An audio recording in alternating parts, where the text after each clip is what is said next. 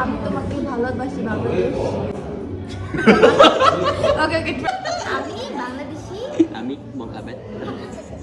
আমি তোমাকে ভালোবাসি। Love this culture and I want to go Cambodia. Please take me. Bangladesh girl, you are welcome to the Kingdom of Cambodia. So আশা করছি এতক্ষণে আপনাদের idea হয়েই গিয়েছে আজকের ভিডিওতে আমি বা আমার হাজব্যান্ড না, শুধু আজকে আমাদের ইন্টারন্যাশনাল ফ্রেন্ডসদেরকে নিয়ে আমি ভিডিওটা তৈরি করছি এবং ভিডিওটা খুবই ইন্টারেস্টিং, আশা করবো আপনারা দেখবেন। আর আজকে ভিডিওতে আছে আমাদের ইন্ডিয়া থেকে আমার একটা ফ্রেন্ড আছে, তারপর কম্বোডিয়ান ফ্রেন্ড আছে, আর আমি বাংলাদেশি, আর আমার হাজব্যান্ড বাংলাদেশে তো আছি। সো ভিডিওটা খুবই ইন্টারেস্টিং, আশা করবো আপনারা দেখবেন। ইন্টারেস্টিং বলছি কারণ আজকে কম্বোডিয়ান আর ইন্ডিয়ানদেরকে বাংলা বলতেই হবে। সো লেটস সি কী করেছি আমরা হচ্ছে ক্যাফেতে। তো চলুন, আর ফার্স্টে আমি আমার ফ্রেন্ডসদেরকে পরিচয় করে দিচ্ছি আপনাদের সাথে। আমার সব ফরেন ফ্রেন্ডসদেরকে এখানে আছে আমাদের Cambodian, so he's also from Cambodia and our very close India.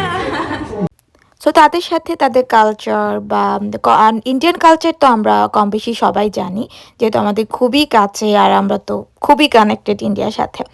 এবং কম্বোডিয়ার কিছু কালচারাল থিংস আছে যেগুলো আমাদের থেকে কোয়াইট ডিফারেন্ট। সো অনেক কিছু গল্প হচ্ছিল মাঝখানে, আমার মনে হলো যে তারা আছে তো আমাদের বাংলাদেশের ভাষা এত সুন্দর, বাংলা ভাষা, তো তাদেরকে আসলে এটা থেকে বঞ্চিত করা উচিত হবে না। সো আমি বলি যে লেটস ট্রাই আমাদের বাংলা ভাষাটা, তোমরা কি ট্রাই করতে চাও? কারণ খুবই খুবই সুন্দর একটা ভাষা আমাদের। সো কিছু ওয়ার্ড আমার আসলে ওই টাইমে এত বেশি মাথায় আসছিল না কি বলা যায় কি বলবো, বাট যা যা মাথায় ছিল ওদেরকে বলি যে এটা একটু বলো, এভাবে বলো, তারা পারছিল না। তারপর they were trying and I'm quite impressed, যে অন্য দেশের ভাষাকে যখন অন্য আলাদা দেশে কেউ হচ্ছে রেসপেক্ট করে বা আসলে খুব ইন্টারেস্ট দেখায়, এটা খুবই ভালো লাগে না? আর আমাদের বাংলা ভাষা হলে তো কথাই নেই। সো আমি কিছু কিছু কিছু সেন্টেন্স যেটা আমার মনে হচ্ছিল আমি তখন বলছিলাম, and they were trying very hard. I am quite impressed. Thank you so much guys. আমি ভালোবাসি বাংলাদেশি মানুষ। আমি বাংলাদেশি মানুষ ভালোবাসি। My friend, okay okay wait Bangladeshi Samia Samia অনেক অনেক ভালো। ভালো।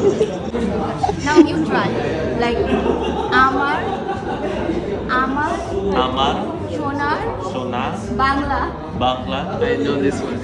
right and say Bangladeshi Bangladeshi মানুষ মানুষ দয়া করে দয়া দয়া করে করে সামিয়ার Samia Facebook page Facebook page.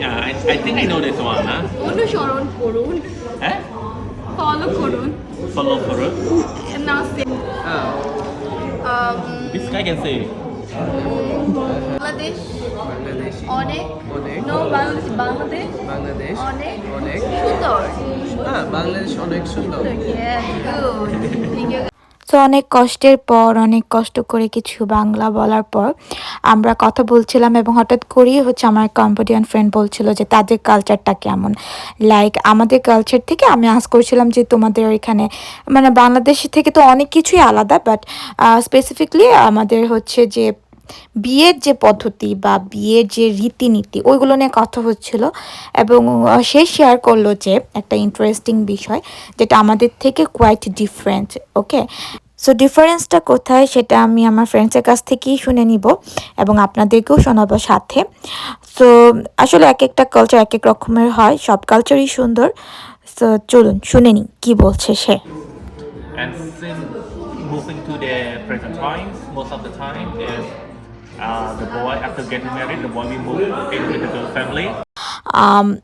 ফার্স্টে যেটা ছিল তাদের সিস্টেম যে ছেলেরা বিয়ের আগে 1-2 মাস বা 3 মাস আগে হচ্ছে মেয়েদের ফ্যামিলিতে গিয়ে তাদেরকে কিছুদিন থাকতে হতো, কারণ the girls parents make sure যে ছেলেটা আসলে তার মেয়ের জন্য উপযুক্ত কিনা বিফোর ম্যারেজ। ওকে, এটা হচ্ছে পাস্টে ছিল এরকম একটা পদ্ধতি।